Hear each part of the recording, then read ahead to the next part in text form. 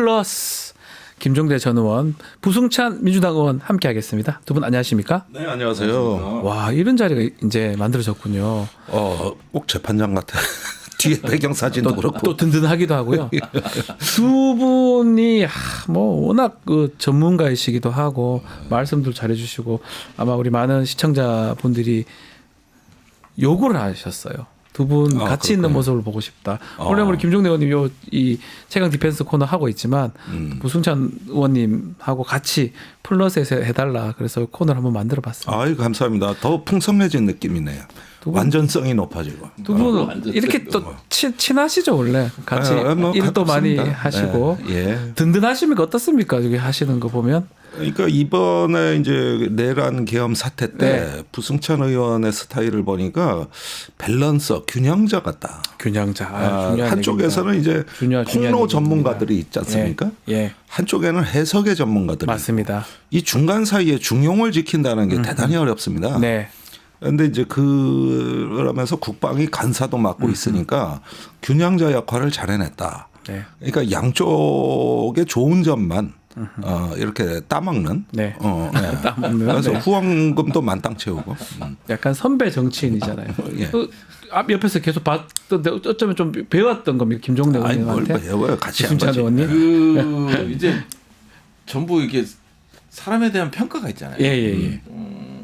근데 제가 이제 정치를 하면서 가장 그 존경하는 사람 둘은 최재천하고 김종대 의원. 와, 대박이네요. 근데 왜냐하면 대박이네요. 다들 뭐 이렇게 싫어하는 사람도 많거든요.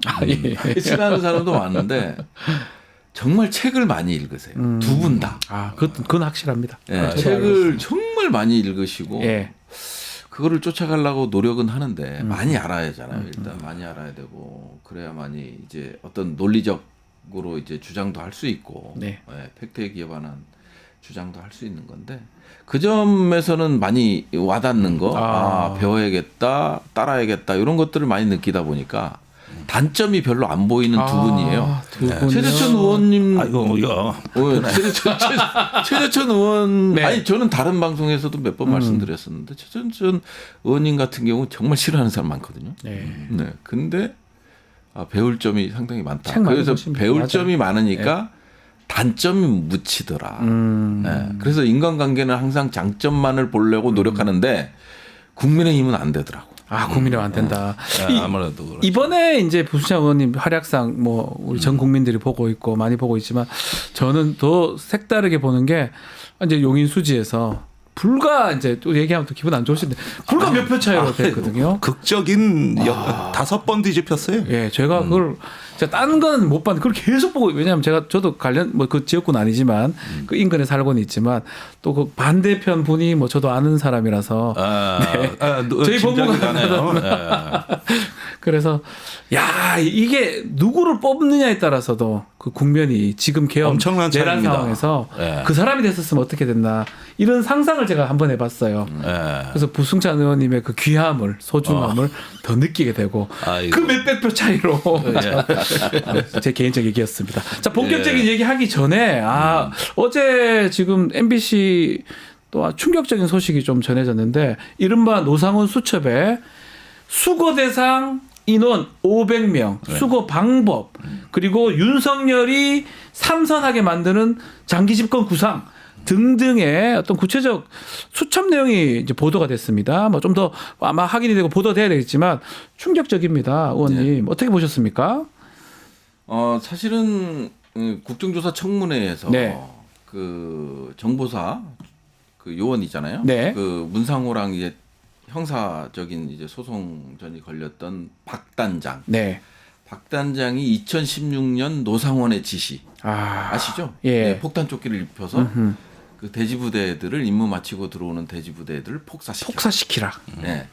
그런 게 있었는데 노상원 수첩과 이제 그 박 단장의 진술 내용을 보면서 정말 영구집권을 꿈꿨구나 하는 걸 많이 느꼈습니다. 그리고 완전히 500명이라 하면 문재인 전 대통령부터 시작을 해서 500명을 이제 폭사시킬 명단을 딱 만들어서 방법도 몇 번 있더라고요. 가다가 죽이고 스미도에서 내리고 연평도로 보내서 네.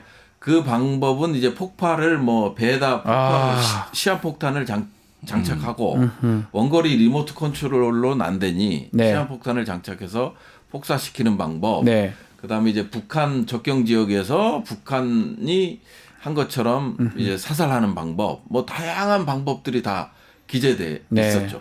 예. 이게 현실성이 있는 겁니까? 어떻게 보십니까? 가능성? 아니, 물론 초현실적이고 비현실적인데 예.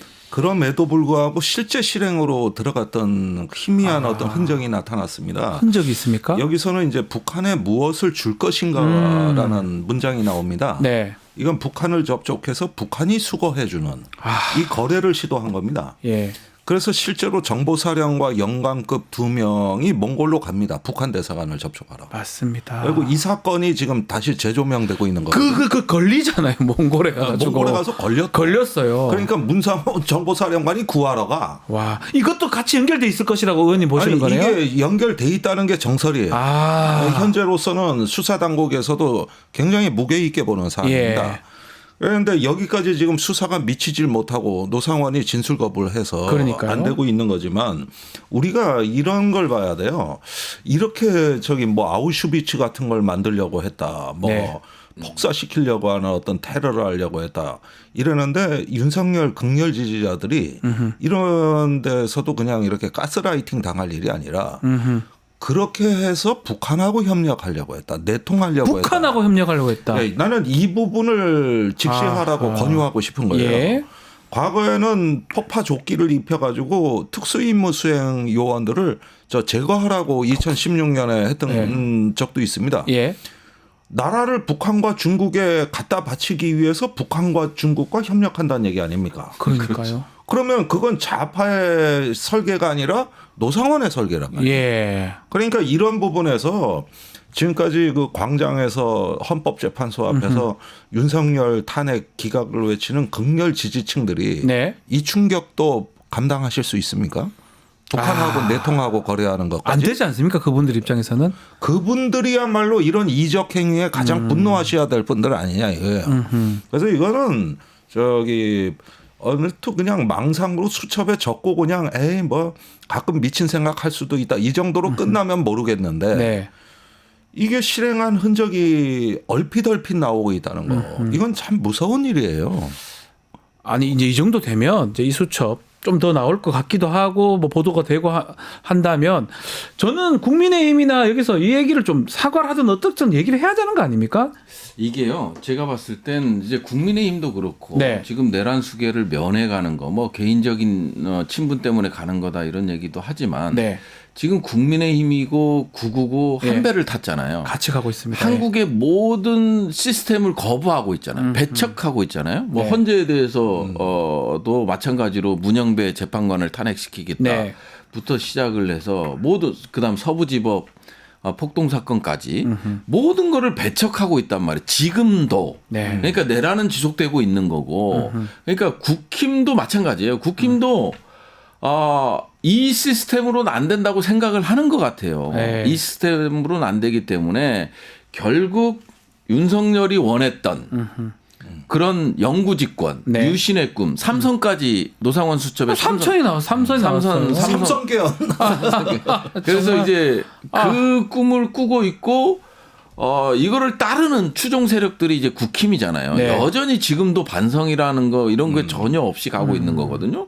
그러니까 지금 봤을 땐 지금 국힘도 이제 어느 정도까지 개입이 됐냐. 아하. 저희가 이제 제보 받은 거로 이제 임종덕 예. 의원하고 싸우다 보니까 내가 국회의원들 여기에 계엄과 동조한 사람들이 있다 제보 받은 걸 못 가고 있는 상황이긴 한데 이런 것들이 결국은 뭐냐면요. 국힘하고 구구와 윤석열은 한마음 한뜻이다. 예. 그래서 그런 관점에서 봤을 땐 앞으로도 정말 힘들다. 아하. 예, 앞으로도 정말 힘들 것 같고 여전히 지금과 같은 상황 그리고 완전히 사회를 영구집권에 포커스를 맞추고 개혁해 보려는 그 수단이 계엄이었다라고밖에 볼 수 없는 거죠. 자, 그러니까 이게 전반적으로 보면은 이 계엄 세력 내에도 특별한 강경파 일파가 이제 이런 어떤 그 초현실적인 계획을 세움으로써 어쩌면 윤석열한테 자기의 충성심을 잘 어필할 수도 있다는 어떤 권력에 대한 판타지가 있었던 것 같거든요. 네.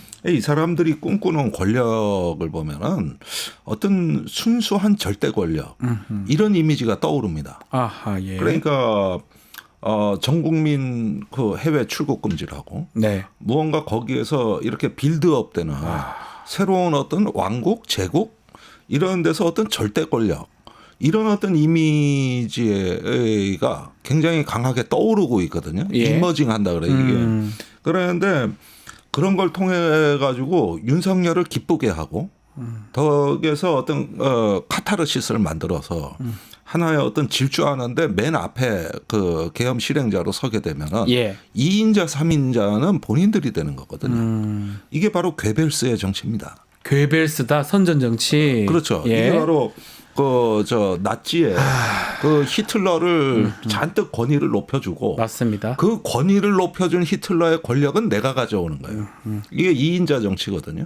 그 이제 김용현, 노상원으로 이어지는 이 그룹인데 어떻게 보면은 권력에 대한 어떤 그 낭만주의자들이라고도 할 수 있고 절대 권력을 꿈꾸는 이런 어떤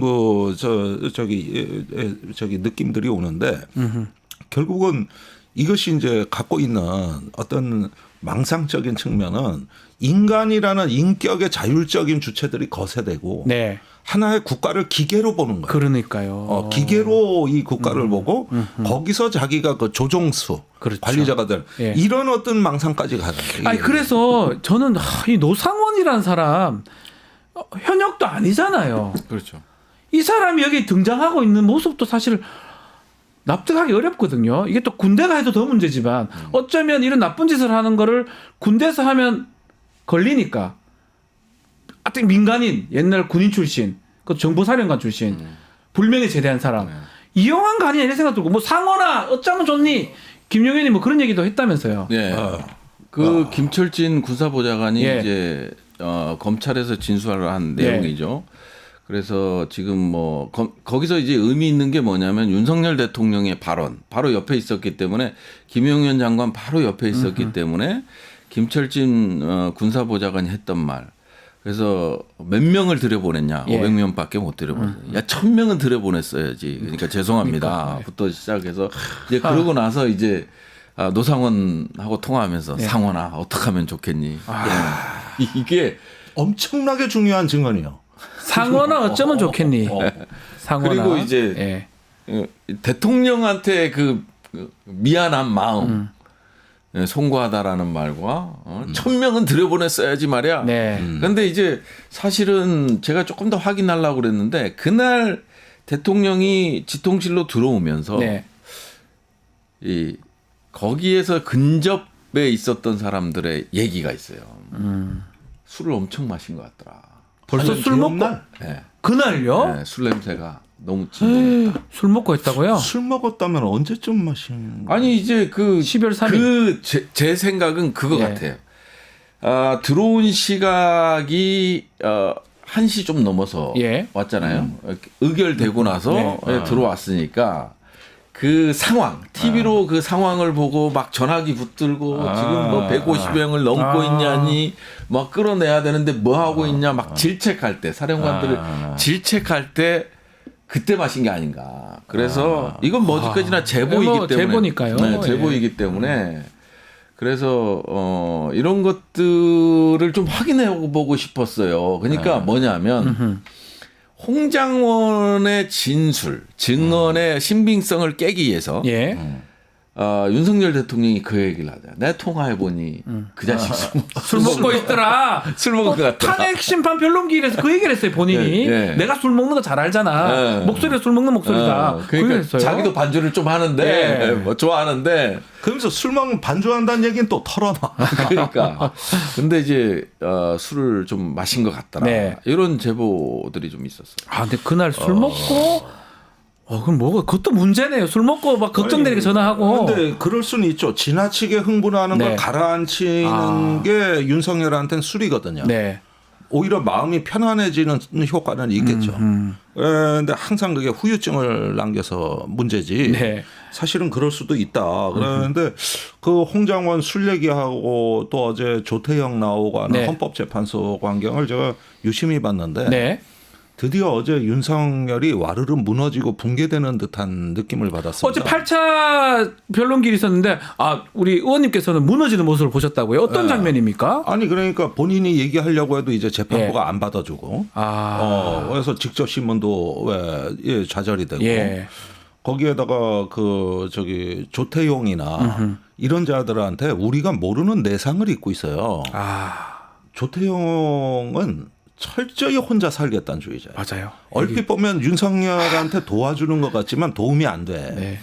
그런 대표적인 인물이 신원식인데 신원식 보면 저 뭐 저렇게 지살길 우리는 그러는구나 그러는데 윤석열한테는 엄청난 상처입니다. 보십시오.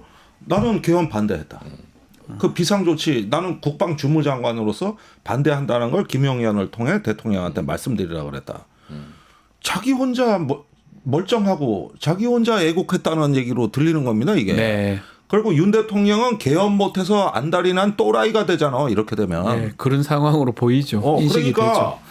이상하게 그 신원식, 조태용, 심지어 김용현까지도 윤석열 입장에선 도움이 안 된다고 받아들였을 가능성이 높아요. 본인이 느끼기에 자신이 신청한 증인들이고 자기한테 유리한 답을 해줄 걸로 믿었는데. 그런데 유리한다고 해주면서 이상민도 마찬가지인데 문건 존재했다는 거 다 얘기해버렸어요.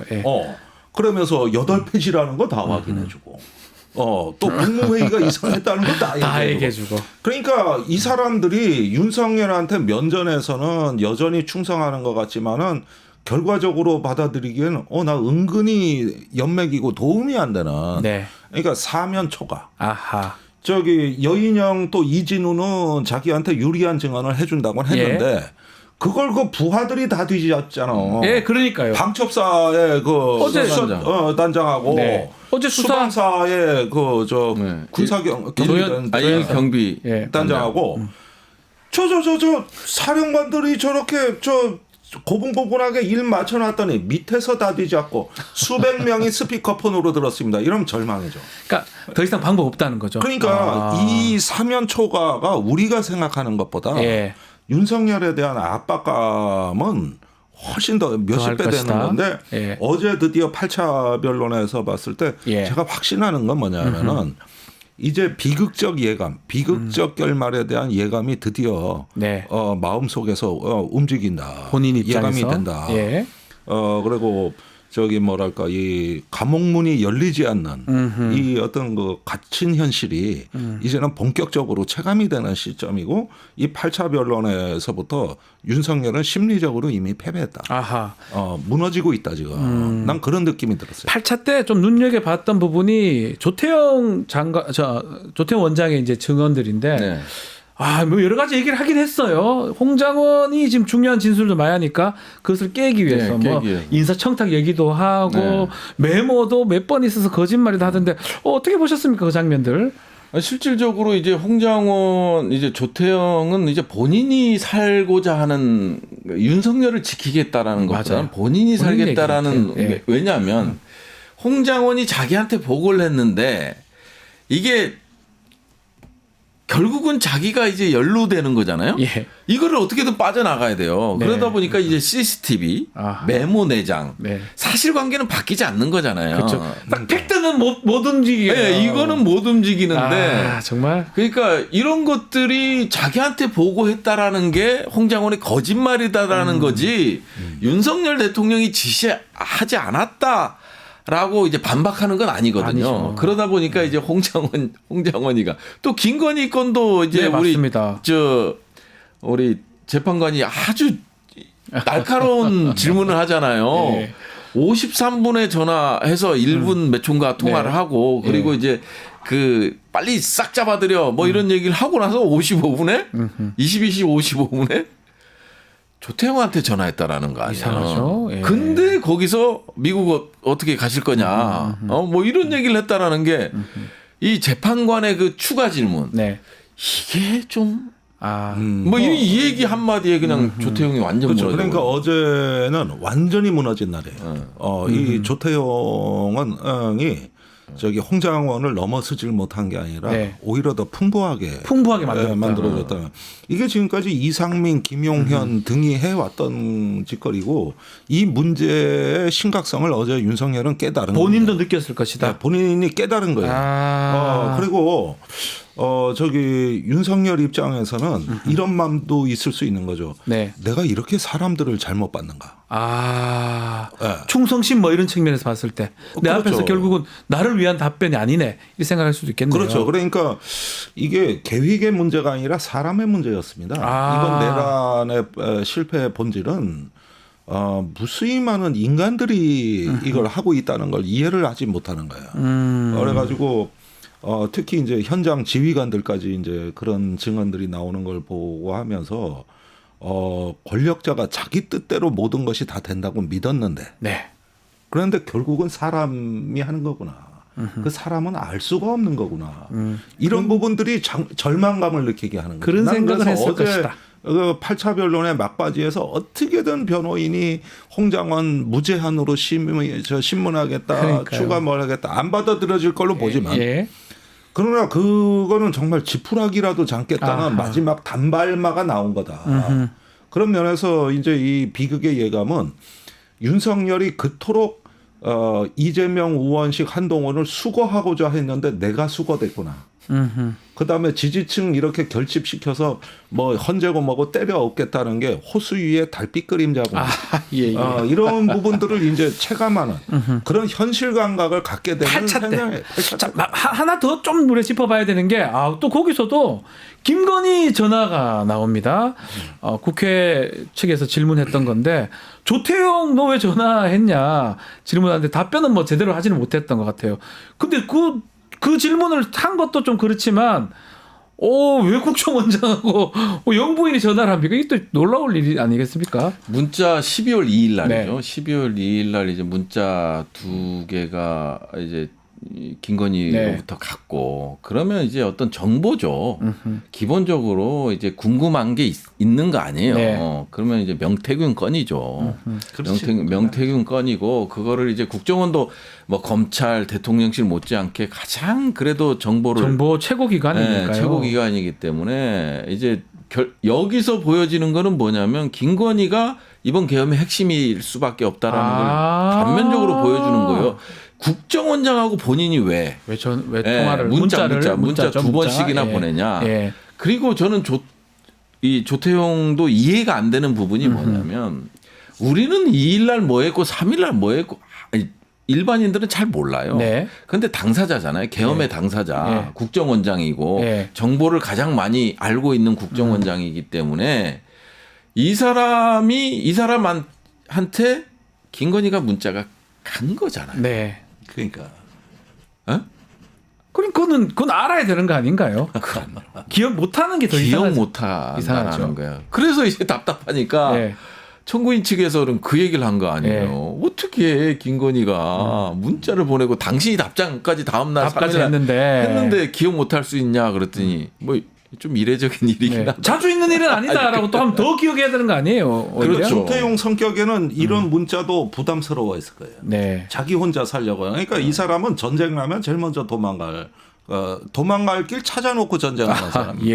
저는 윤석열 이번 변론에서 딱 느낀 건 뭐냐. 윤석열이 무너진 거는 이상민의 말 한마디였던 것 같아요. 이상민의 단전단수 쪽지를 봤다. 멀리서 봤다. 네.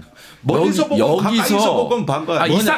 윤석열이 원했던 거는 내가 지시했습니다라는 걸 원했었겠네요. 뭐 그거나 아니면 뭐 자체적으로 자율적으로 이런 상황에서는 단전단수가 필요하다. 그러니까 대통령은 상관없었다고 하길 바랬을 건데 상관없었다고 하는데 자기의 책임을 대통령이 문건을 보니까 대통령 지시야.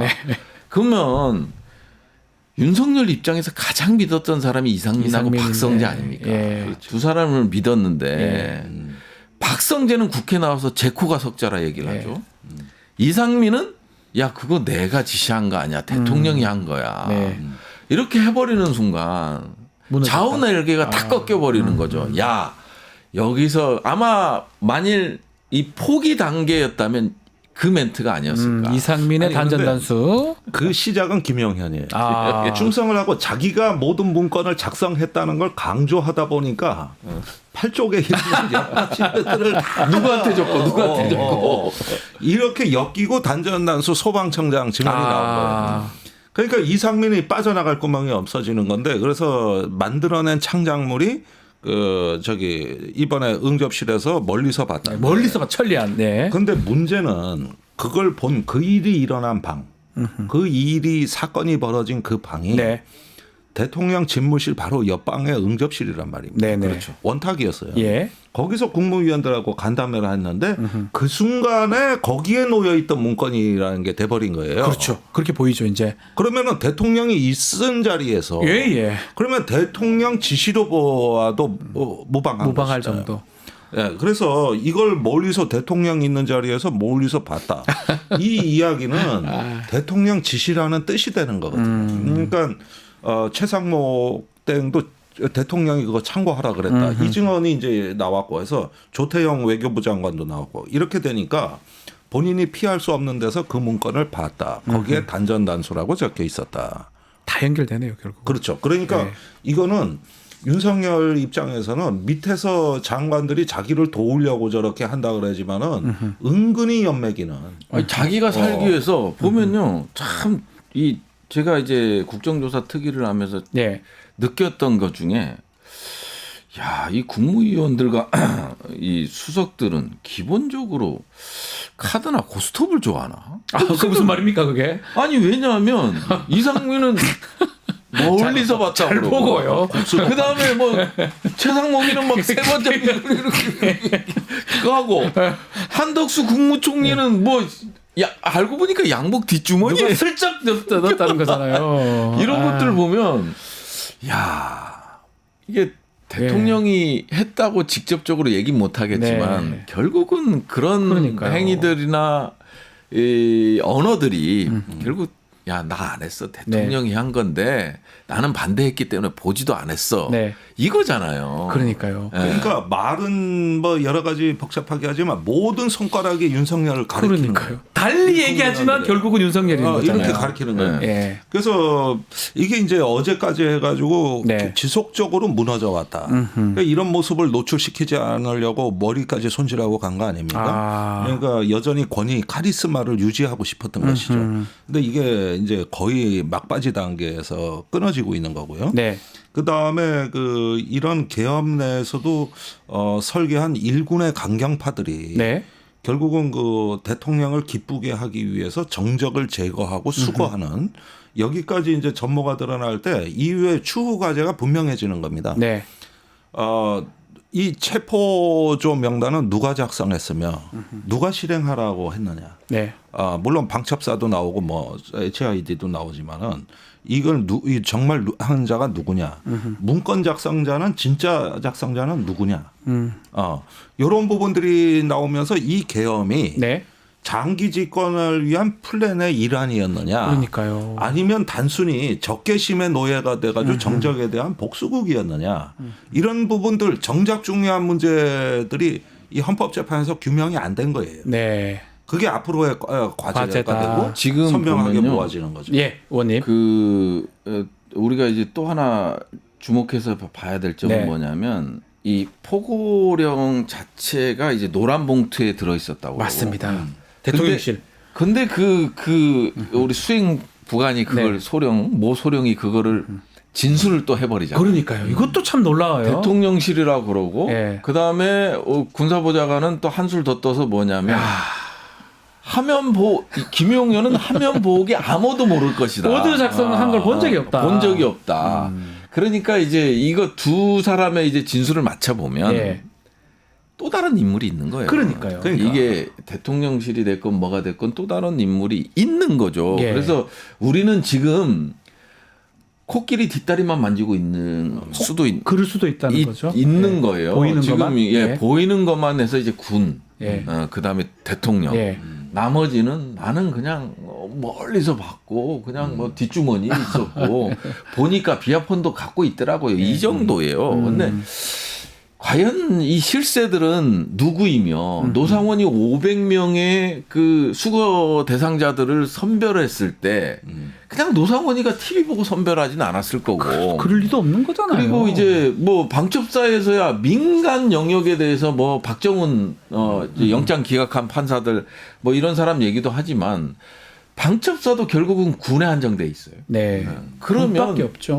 일반인들은 언론인들, 군인들이 어떻게 일반인들을 모르잖아요, 잘. 그 사람들의 명단을 작성한 사람은 또 누구냐? 이런 것들부터 시작해서 정말 이게 지금까지 나온 거는 정말 빙산의 일각이다. 어쩌면 뭐 사실은 우리가 앞부분만 보고 있고 정말 중요한 부분을 놓치고 있다.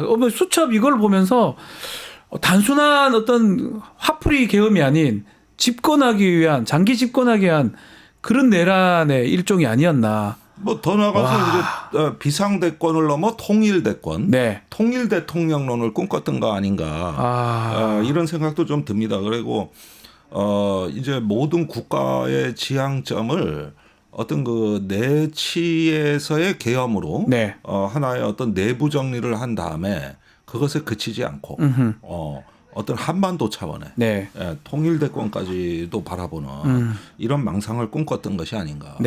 그리고 원래는 북한이 이제 저항을 못한다고 보고 어떤 급소, 그 신경과 혈관의 그 어떤 동맥을 끊어놓으면 북한은 곧 붕괴시킬 수도 있다는 이런 어떤 그 우파 특유의 망상도 있었던 것 같아요.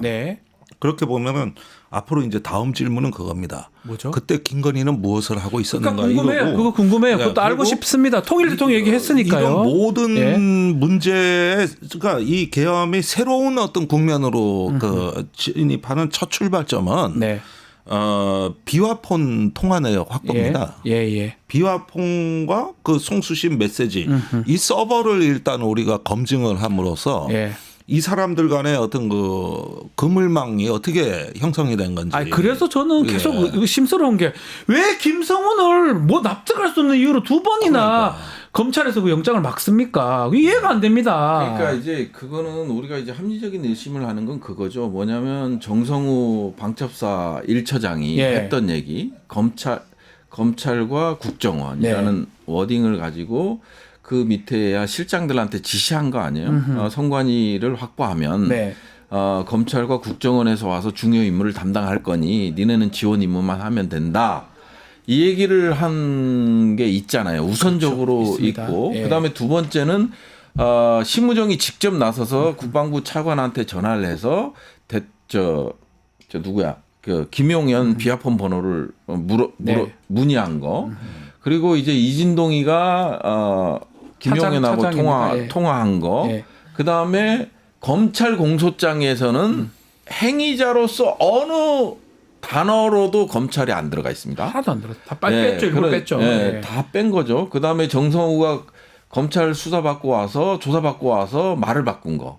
검찰에서 민간 수사기관으로 말을 바꾼 거라든지 이런 것들이 지금 검찰로 향하고 있고 결정적으로 이제 김성훈을 왜 그냥 넘기면 되는데 법원으로 넘기면 되는데 2차 영장 청구 같은 경우는 일주일 동안 갖고 들고 있었잖아요. 그건 뭐 잘 아시잖아요. 납득이 돼요? 안 됩니다. 전 전혀 납득이 안 됩니다. 안 되는 그런 일들을 검찰에서 들고 있다가 대검의 지휘를 받았겠죠. 야 그냥 반려하거나 기각해. 이게 받으니까 이제 담당 검사는 일주일 만에 이제 고민하다가 이걸 해야 되냐 말아야 되냐. 왜 대검에서는 이제 연락이 없냐. 하루 이틀 만에 다 이루어지는데 급박한 상황이니까 압수수색 같은 경우는. 아니 김성훈 체포 같은 경우는. 근데 그걸 일주일간 들고 있다가 기각을 하잖아요. 이런 것들이 결국은 검찰은 왜? 비아폰 서버에 대해서 뭐가 나올 것을 두려워하고 있는가. 그 부분을 확인해 봐야 된다 이 말씀이시죠? 이 문턱을 넘질 않으면 이 계엄의 진짜 진상이 드러나지가 않아요. 지금은 겉보기밖에 없다. 속내는 그 부분이다. 비아폰 부분. 그렇죠. 지금까지는 윤석열 탄핵하고 형사 처리를 하는 여기에만 포커스를 맞추다 보니 네. 이 정도 범죄만 갖고도 되거든. 예. 그러니까 헌법재판소도 대충 빨리빨리 요 정도 갖고도 되니까. 그런데 이 헌법재판의 그 핵심 가치, 네. 이 헌법재판의 주체는 누가 뭐래도 국민이고. 그렇죠. 또 여기에서 굉장히 그 어떤 역사적인 재판이 이루어지고 있다는 우리가 이 본질을 잠시 놓친 것 같고 네. 그것보다는 윤석열 심판에 일단 빨리 시동을 걸어서 네. 이 사법 절차를 끝내고 국가의 안정을 회복하자. 전부 이쪽으로 관심이 쏠려 있었던 거죠. 맞아요. 그런데 네. 이후의 과제는 그래서는 안 된다는 거예요. 이거는 국가의 안정성과 민주주의 회복을 하는 문제는 네. 이건 그대로 하더라도 진실을 예. 심층까지 파헤쳐서 역사적 교훈을 얻기 위한 노력이 밀려서는 안 된다. 아하. 그런데 지금 보면 핵심 진상 과제는 지금 다 추후 과제지. 그러니까요. 어떤 것도 밝혀지지가 않았어요. 딱 막혀 있어요. 다 막혀 있는 겁니다. 예, 알겠습니다. 그런데 지금 말씀하신 그 검찰과 그날 밤에 이루어진 윤석열이 검찰을 자기 수족이라고 생각하고 그렇죠. 이 계엄의 어떤 그 하나의 또 수단으로 활용하려고 한 흔적이 정말 없었느냐. 봐야 됩니다. 봐야 됩니다. 좀 지켜봐야 되고 그 부분이 확인이 안 되면 모든 게 확인된 게 아니다라고 말씀드리면서 그렇죠. 시간이 좀 많이 지나서 마치 너무 더 하고 싶은데 뭐 주어진 시간이 이만큼이라서 네. 자 최강 디펜스 플러스 오늘 여기까지만 하겠습니다. 김종대, 부승찬 두 분 의원과 함께했습니다. 감사합니다. 고맙습니다. 감사합니다. 유튜브 구독하고 실시간 채팅과 댓글을 남기시면 매일매일 7,000TTCO를 드립니다. 참여 방법은 통통물 어플을 다운로드하고 회원가입과 로그인을 해주세요. 마이페이지에서 나의 회원 고유 번호를 복사해주세요. 유튜브 구독 후 실시간 채팅이나 댓글창에 고유 번호를 한 번만 입력하면 준비 끝! 지금 유튜브 채팅과 댓글 쓰기 참여하고 7,000TTCO 받아가세요.